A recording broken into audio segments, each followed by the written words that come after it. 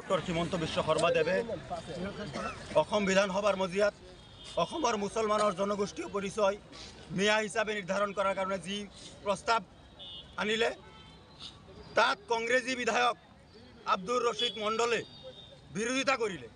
মিয়া জনগোষ্ঠীয় পৰিচয় নালাগে বুলি ৰছিদ মণ্ডলে বিৰোধিতা কৰাৰ কাৰণে আমি অসমীয়া পৰিষদৰ মৰিগাঁও জিলা সমিতিয়ে আজি ৰছিদ মণ্ডলৰ গাদ্দাৰ ৰছিদ মণ্ডলৰ প্ৰতিকৃতি দাহ কৰিছোঁ আৰু ৰছিদ মণ্ডলক সকীয়াই দিছোঁ।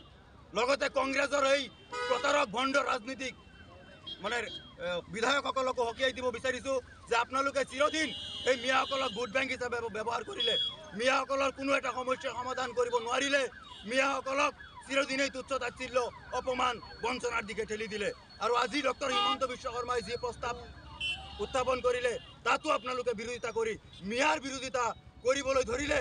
ইয়াৰ কাৰণে আমি অসমীয়া পৰিষদে তীব্ৰ ভাষাৰে গৰিহণা আৰু নিন্দা জনাইছোঁ আৰু আমি সকীয়াই দিব বিচাৰিছোঁ।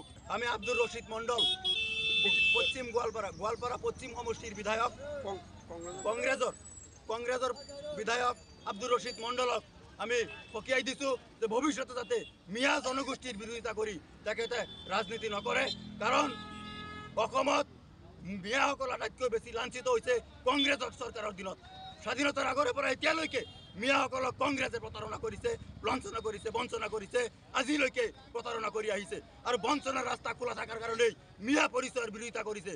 ৰছিদ মণ্ডলে নহয়, কংগ্ৰেছৰ বিধায়কসকলে কংগ্ৰেছৰ মন্ত্ৰীসকলে চিৰদিনেই মিয়াক কেৱল ভোট বেংক হিচাপে ব্যৱহাৰ কৰি আহিছে। মিয়াই যাতে নিজৰ পৰিচয়ত প্ৰতিষ্ঠিত হ'ব নোৱাৰে, তাৰ কাৰণে যদি মিয়াই নিজৰ পৰিচয়ত প্ৰতিষ্ঠিত হয় তেতিয়াহ'লে তেওঁলোকৰ ৰাজনীতিত 12 বাজি যাব, যাৰ কাৰণে তেওঁলোকৰ চিন্তা হৈছে, শংকা হৈছে, যাৰ কাৰণে তেওঁলোকে মিয়া পৰিচয়ৰ বিৰোধিতা কৰিছে। গতিকে আমি সকীয়াই দিছোঁ অনাগত দিনত যাতে তেওঁলোকে এনেধৰণৰ কৰ্মকাণ্ড নকৰে, অন্যথা গোটেই অসমত আমি তেওঁলোকক বিৰোধিতা কৰিম আৰু গোটেই অসমত তেওঁলোকক বৰ্জন কৰিবলৈ